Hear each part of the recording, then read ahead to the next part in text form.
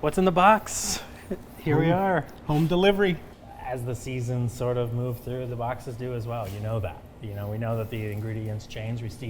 Starting to see, in the earlier part of the year, the lettuces were softer, and now they're rounding back out again. Winter's, catching up. I mean, what's crazy is it's the thinnest time of the year. To think, when you walk through the fields and you see this like big, open, beautiful, empty, barren landscape, snow-covered, whatever, and you just below the surface is just full of life and color, like these. It's the same ingredients that we're sending to the chefs. And Jamie steps it up a notch.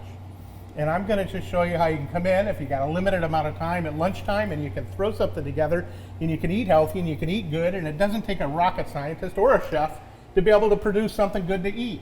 So here we are. What are we going to do today? I'm going to lean into a thing I do at home a lot.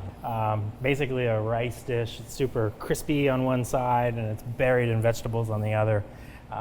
Pretty straightforward, easy to do, and I'll show you how in 5 minutes. To do this, I'll just start, we do a lot of things with a mandolin. I think you should just get one. If you don't have a mandolin, you can just slice them with a knife. We're gonna shave some vegetables. We'll shave some of that cabbage. We'll shave some beets. We'll shave some carrots. We'll shave some radishes. We'll shave everything. We're gonna mix it in with a little bit of rice.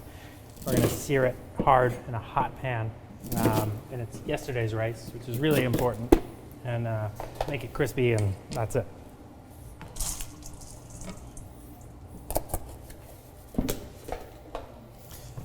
What are you thinking? Giant vegetable burrito. Nice, good. All right, so onions, cabbage, beet, radish. Probably work some herbs into this. We'll chop them up. We'll finish. I grabbed a seasoning here. It's like a ground sesame, dried herb, and salt. It's generally referred to as gomasio. It's something you could use, anything you want. You don't really need it. It's just something I've got laying around that I love. I'll get some onions in there. That looks good. How about some carrots maybe?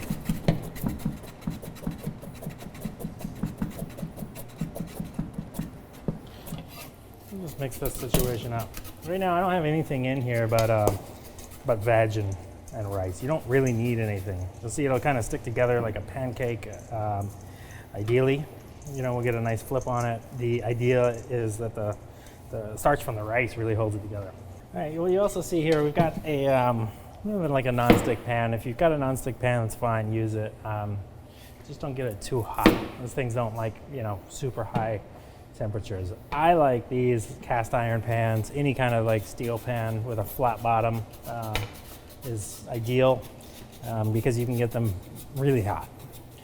And we'll wait, we'll let this get hot, and we'll throw a little oil in. We'll just get a nice even layer of this rice on the bottom of the pan. We'll let it sear, and then flip it and serve it.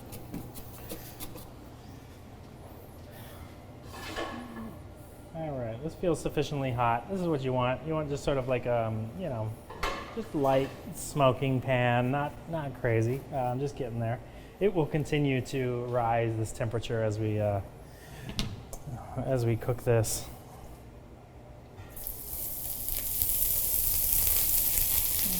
Let's even layer, and then another one, and then another one.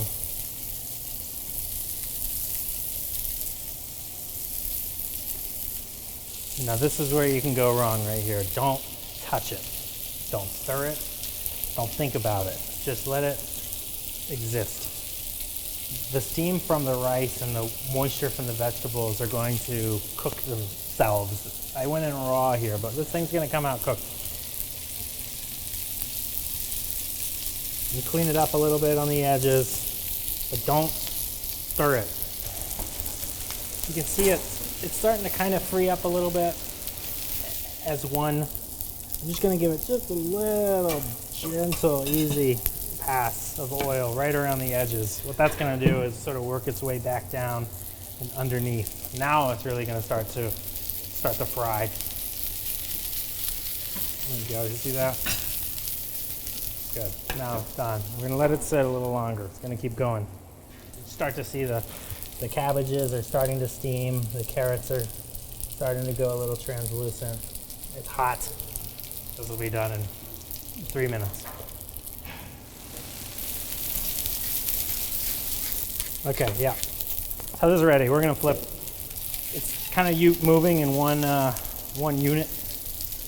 Looks good. We've got nice even color. We'll just give this just a quick toss. Done. Let it sit. Again, that's gonna cook this bottom edge of veg, and then we'll transfer to plate and serve. Right now is when you can kind of start to break it up.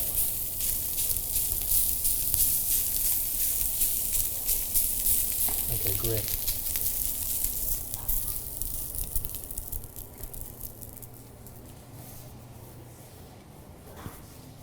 So now it's the fun part. You really take something like this and you deck it out with any kind of condiments or sauces, like hot chilies. You know, some people use like salad dressings, even emulsions. Kewpie is great. If you have any like Japanese mayonnaise, it's a really cool spot here.